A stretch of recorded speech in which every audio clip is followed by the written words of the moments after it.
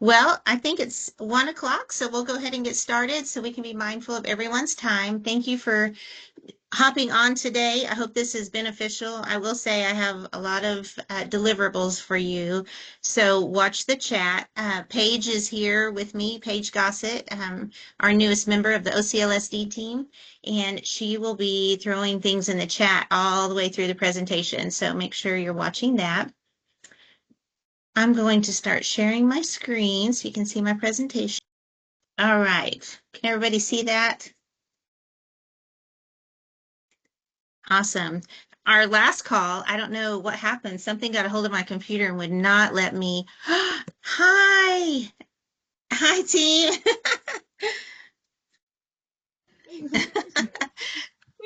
I had to give a little shout out to some familiar faces. All right. So let's go ahead and get started. So this is the Leading OKMTSS School Leaders Navigating MTSS Implementation. And today we're going to be talking about Tier 1 school-wide supports.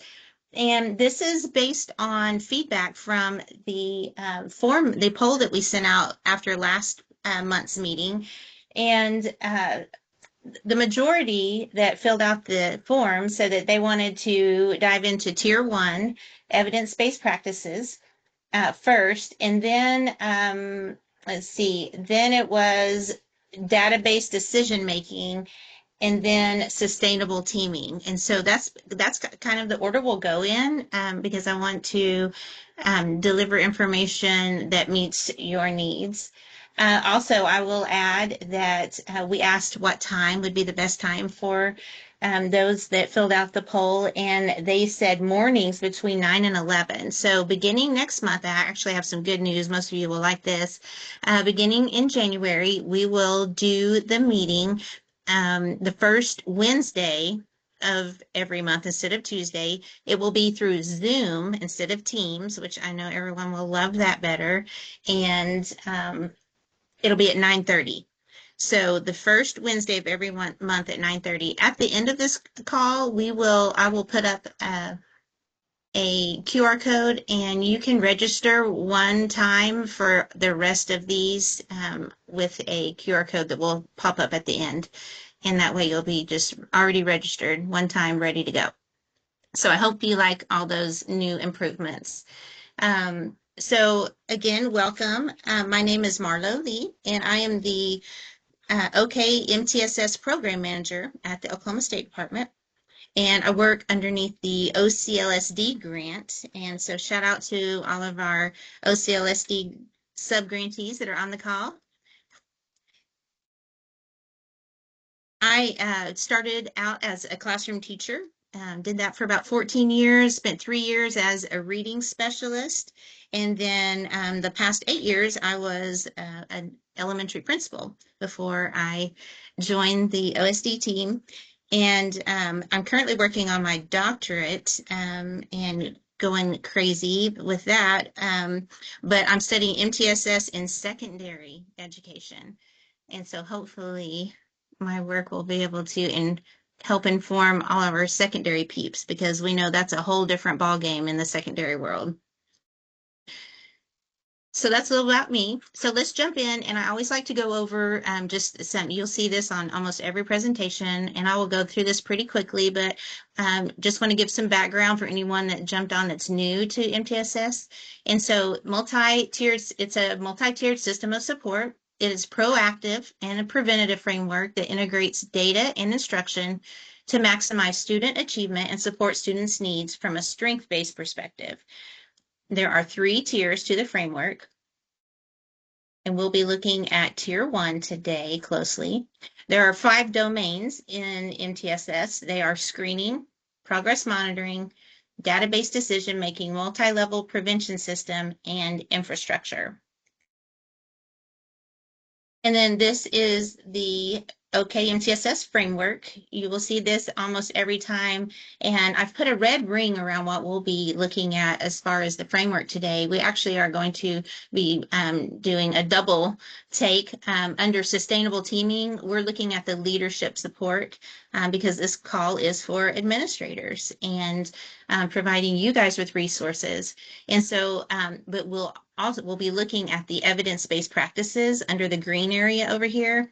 And if you'll notice, I don't know if you can see it that well, but there are two sections. There's academics and then behavioral and mental health. And so we are going to focus on the top portion because there's a lot to go with each of these. We're just going to look at the academic side on this call, and then in January, we can focus on the behavioral aspects of it. So this will actually be a two-part series. And so MTSS is an umbrella, and underneath that, it is we have response to intervention and positive behavior interventions and supports, PBIS. And so the combination of those two make up MTSS. And then some common misconceptions. I added to this screen a little bit because I wanted to tell you what it isn't, but also what it is this time. So MTSS is not a special education initiative. And a lot of people think that, but actually it is a general ed initiative.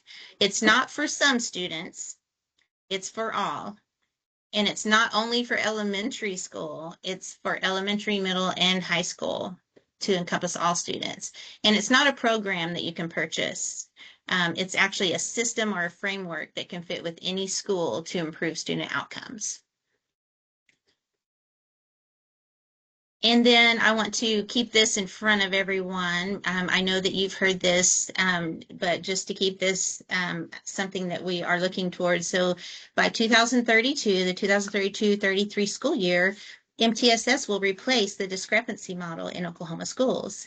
MTSS will not delay the eligibility process, though, and systems shall be in place by 2032. So if you're on the call today, you're already getting a head start. So congratulations to you. I'm curious to know, and we won't do this now, how many of you already are in the process of the implementation of MTSS? Maybe you have a great program already going. Maybe you're just new to it and trying to figure out. So this is a roadmap that the Oklahoma State Department puts out, kind of a roadmap to 2032. And of course, this is general and depends on where you are in the process, but there's a discovery phase, like what is MTSS, all of that, and then engaging, so putting things into place, beginning to put things into place, and then the active phase, and then defining, aligning, and refining. And I will tell you, we were, my previous school, we were in RTI pilot school, and back in, I think it was like 2006, and we continued to refine and align every year. And so that is an ongoing process. There is a flyer here on this screen, and so like I said, watch the chat, and Paige will be throwing things in the chat for you to download and use at your school. This is what we talked about last time on the call. It's just an overview of the role of leaders in the MTSS implementation. So I just wanted to touch base on this as a best practice. Leaders ensure MTSS is implemented with consistency, clarity, and sustainability. This includes administrator involvement and allocation of resources. Everything funnels through you.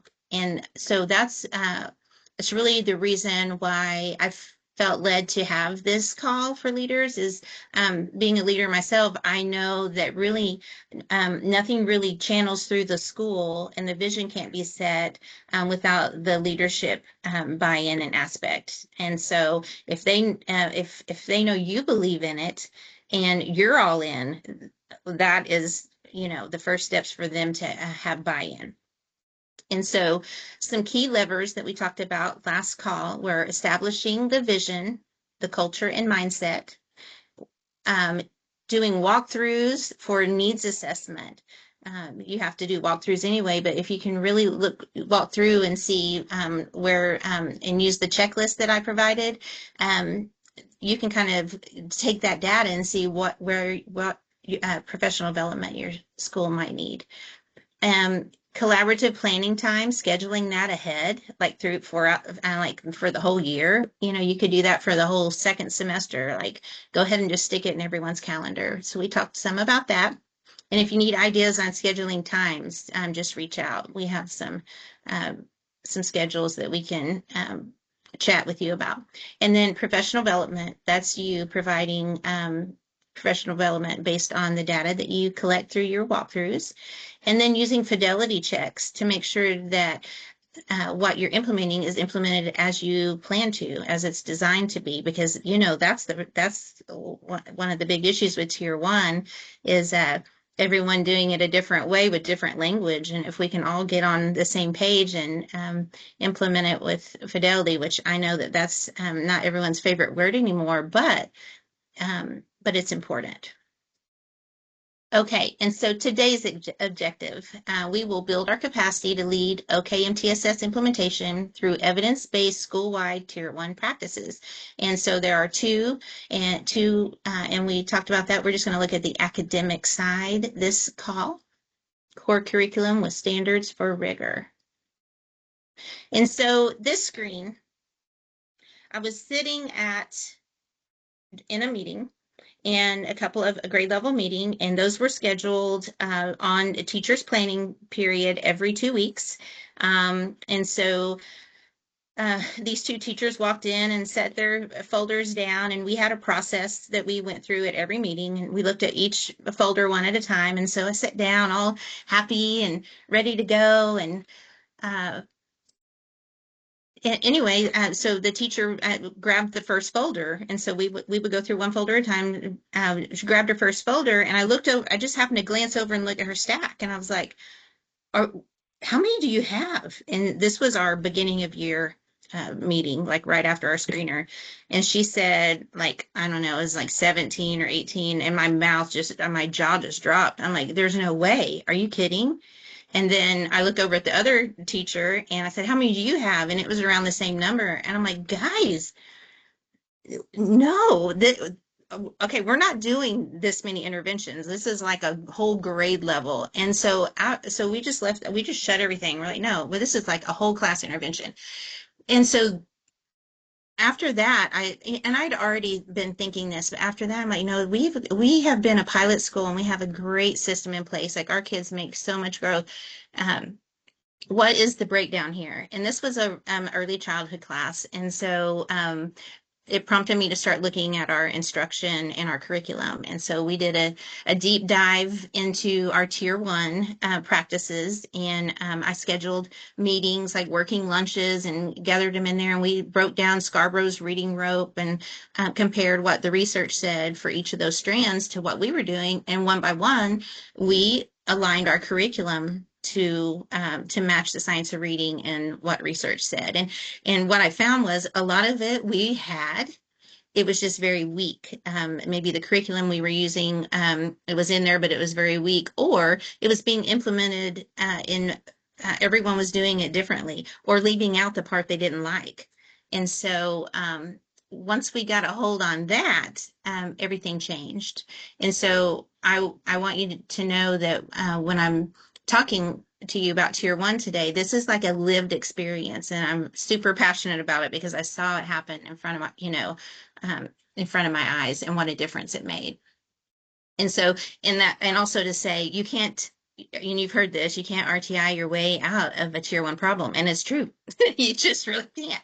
And we were, really good at it, and we still couldn't, and until we gave all students a good foundation. So what is tier one anyway? Tier one is core instruction and differentiation. It's the foundation of the RTI model. It should be high quality and evidence-based instruction. It's for all students. And approximately 80% of students are expected to succeed when it is done with fidelity. So we are going to look at the first. There are 5 different categories we will look at today under tier one. The first one is high quality instructional materials. And so, there was a time where I would go through as a principal, and there were all kinds of things going on. There was, there's Jackie's curriculum over here, and then what we found on Teachers Pay Teachers over here, and we're kind of doing this, but then I found this to, supplement, and it was just a hodgepodge of, and there's no way to track and make sure everything is aligned to standards, and then there won't be any gaps when you have all of that going on. And so high quality instructional materials are super important. A foundation of Tier 1 instruction. It ensures that all students have access to rigorous standards aligned learning, and it promotes accessibility and coherence across classrooms. So what are high quality instructional materials? They are full course curricula, not just a handout here, a handout there. They are research-based and evidence validated. That means someone else has vetted it for you and made sure that it actually produces improved student outcomes. It's aligned to Oklahoma academic standards. It goes beyond textbooks to include teacher guidance, assessments, and scaffolds. And let me say something about that. So once we got everything aligned, my thing was you can add to it, but just don't take away. So if you want to add props or, some kind of hands-on or supplement, but you just don't take away from. And a lot of times they found that whatever the curriculum had, if it was vetted already, it had plenty in it. But that allows for that autonomy too that teachers really crave. And then it supports grade level learning with coherent progressions and instructional routines. And so supporting grade level learning, really all students deserve to hear and receive grade level instruction. If they're always getting something that's watered down or something on their grade level, there will be no catching up. So everyone deserves to have that grade level standards, but then with supports as needed. And just one more thing I want to say about that is, for so long as an RTI pilot school, we were really focused on helping those students that were struggling. And I mean, that's where we spent most of our time. And then, of course, we had all these other students that were on grade level or advanced, and they just didn't get anything extra because we were so, focused on helping these struggling students. And when we really trained, a team of us went to a training, and they talked about rigor and setting the bar high, teaching to the higher students, and then just providing support for the others. And it just kind of changed our whole mindset. We're like, what? Made a giant difference in our outcomes by just changing our mindset to have high expectations and provide supports to get there if needed. So why does high quality instructional materials matter? It increases student engagement and academic growth. It reduces variability in instruction and supports teacher effectiveness. I was in a teacher's classroom one time, and I heard her say, well, this week we're going to talk about Sneaky E. What are some other names you've heard of it? And so kids were saying all different things, and she's, okay, well, we're going to use all 5 of those terms. And I thought, oh my, that won't be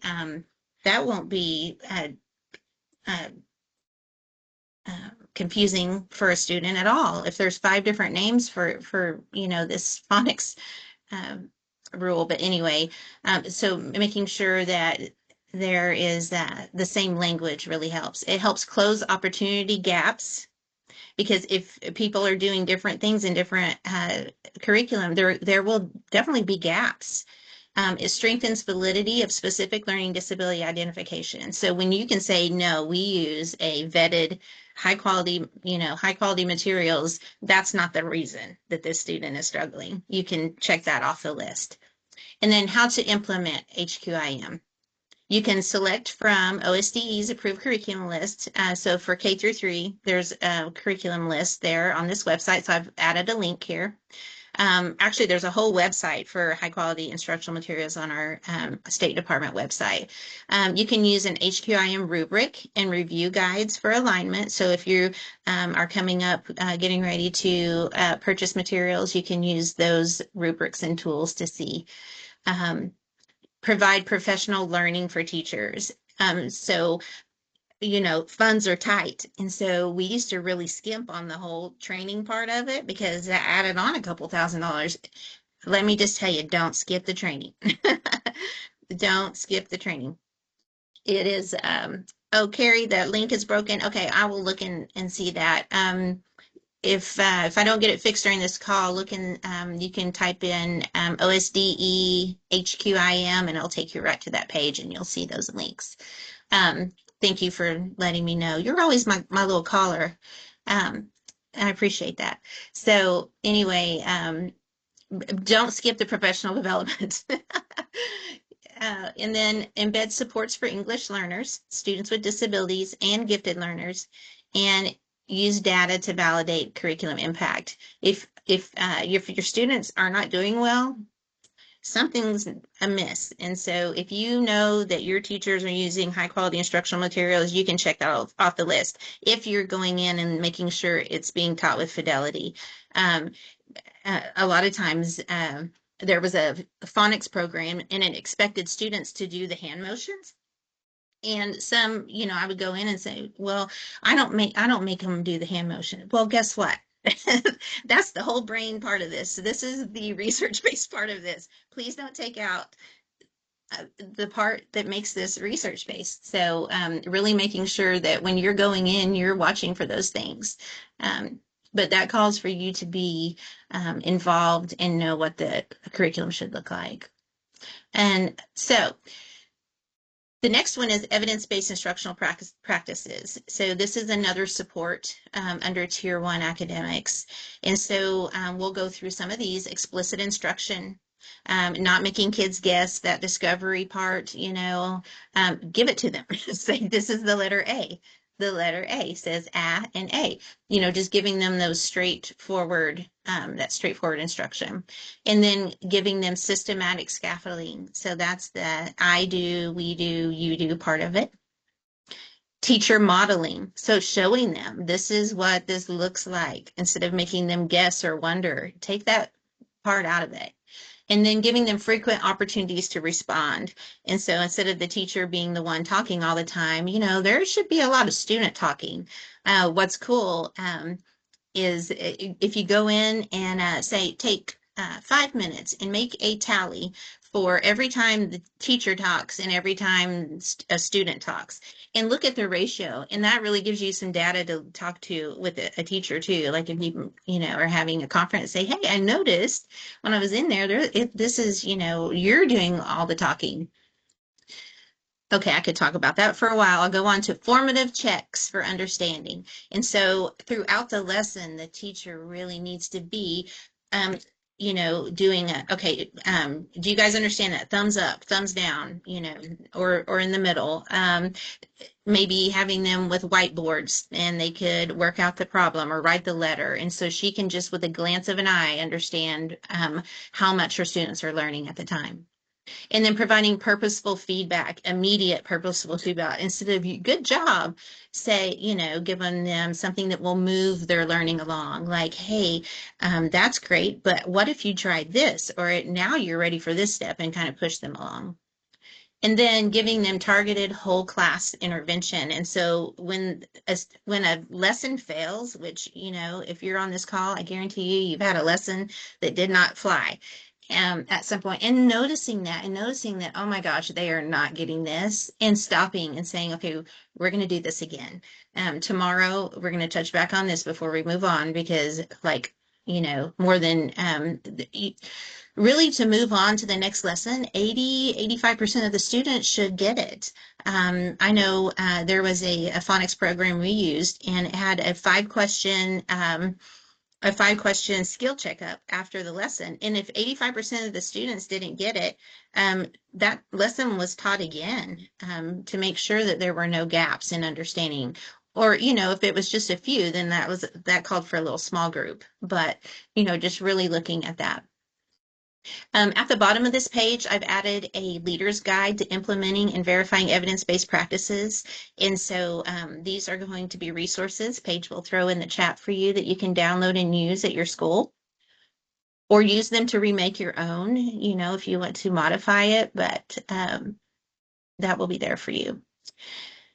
And then implementation fidelity, making sure that the lesson design matches the evidence-based teaching material scope and sequence. So instead of jumping around or leaving out pieces and parts.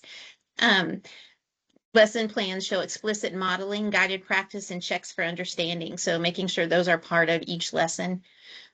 Classroom observations show that teachers use clear learning objectives. So, do the students know what they're learning? And modeling and frequent opportunities to respond. These are all things you could walk in 7 minutes, and you should probably see all of these going on, and like with a quick check. And if you don't, then that gives you opportunities to go, hey, I noticed, I didn't see kids responding. What could we do with that? And then student engagement measures. How many times you've gone in and been observing a classroom and kids are just like not into it. They are not paying attention. Well, but there's some things missing in the engagement piece of that. So making sure there's a lot of opportunities to respond is one way. Collaboration is one way. Hey, turn and talk. Okay, now who can tell me? Using those kind of tactics to keep kids involved and engaged.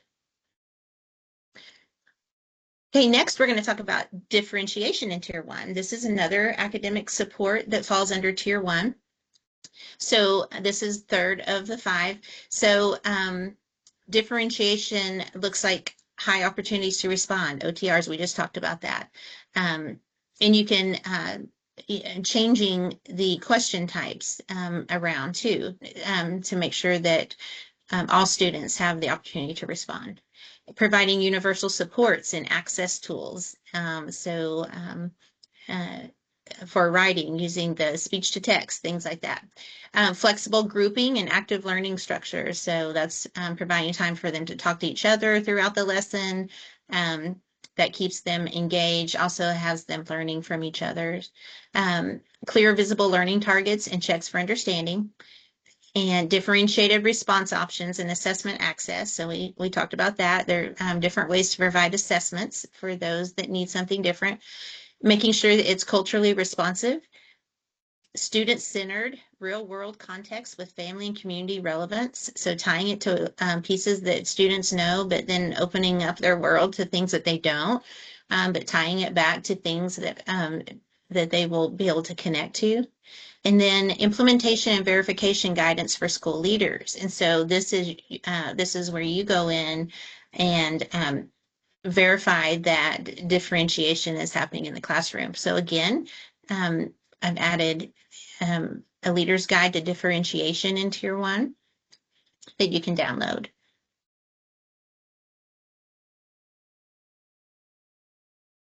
Okay, next we'll talk about engagement and access for a minute. So we already kind of touched on engagement, but gradual release of responsibility. This has to do with engagement and access. So that's the I do, we do, you do part, making sure that they completely understand what to do and before they're let go to practice, so they're not practicing wrongly.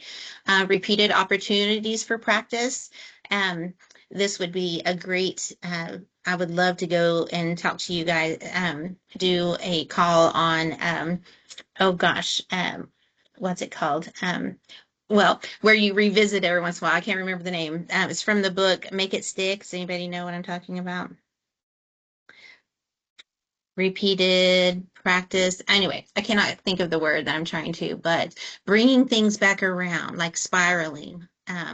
I know you know of some curriculums that would have a spiral component to it. There's a lot in research to be said. Yes, interleave. Thank you. See, Carrie, I'm so glad you're on every call. You're like my assistant. So that's interleaving. Very, very neat thing to look into. And then reteaching. So embedded, not just for tier two kiddos, but for all of, if it didn't go over well. And then multiple methods for instruction. So making sure there are, hand movements and active engagement, um, getting them up and doing things, and then frequent opportunities for feedback. So again, we have a leader's guide to engagement and access for you. And then data and assessment practices in tier one. So data, the what? So it's multi-tiered systems of data collection. It includes universal screening, formative assessments, summative assessments, and progress monitoring. This provides timely, actionable information on student learning and instructional effectiveness, making sure that everything you do is based on student data. And then it supports decisions about instruction, intervention, and special ed eligibility coming up in 2032, especially. But it can already be doing that now. So assessments are huge. So why? Because they verify that students receive high quality grade level instruction. They guide timely instructional adjustments. So if we are not assessing like those formative assessments I talked about earlier, where it's a thumbs up, thumbs down, whiteboards, how do you know the kids are getting it? And then, having those end of chapter tests or an end of unit tests, those make sure that you know students understood it and were able to transfer it and keep a hold of it. And then supporting valid and compliant SLD identification decisions. When multiple converging data sources show insufficient response to verified instruction. So having different ways to assess when you have multiple pieces of data that show like, hey, they're just, we have good quality instruction going on. We have high quality instructional materials, best practices, and these assessments are showing that this kiddo is not doing well, then you know that you have some um, sound ways to make decisions. Okay, and then how? So how do we use these? We use multiple converging data sources. So for instance, when you screen at the beginning of the year, you do beginning year screener. Well, those students that fail the screener or are not at benchmark, well, then you need to do the diagnostic to see, what was it that was the problem? And being able to use that as your guide to prescribe interventions. And then also doing those screeners 3 times a year to make sure that they might have been red at the beginning of the year, but what about middle? There's been kiddos that were green in the middle of the year or beginning, and at the middle of the year they were drowning. So we need to make sure that we're doing those for all students throughout the year.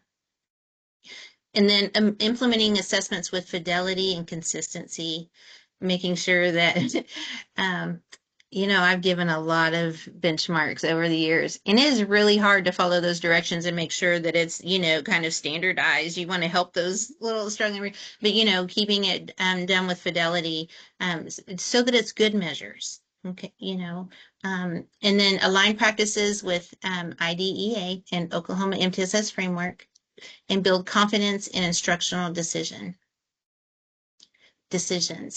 So again, we have a leader's guide to data and assessments in tier one that you can download and use if you'd like. Okay. We are at 34 minutes. So this is a good time. If anybody has any questions, I would love if you would complete this survey. You can scan the code. It should just take a minute or two. Most of them are just check boxes, so we can get some information on how we can serve you better on future calls. So I'll leave this up for a minute so everybody can scan. I think Paige is sticking the link in the chat as well, if you would rather just click on it. And then I have some goodies, some more goodies for you, so don't go away.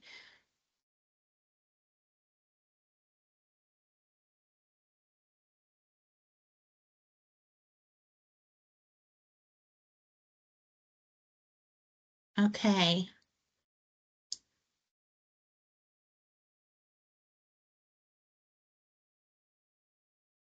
At the beginning of the call, I talked about changing up a few things. If you weren't on in the beginning, we are going to do Zoom after this call from now on. And if you will scan that code or click on the link for the future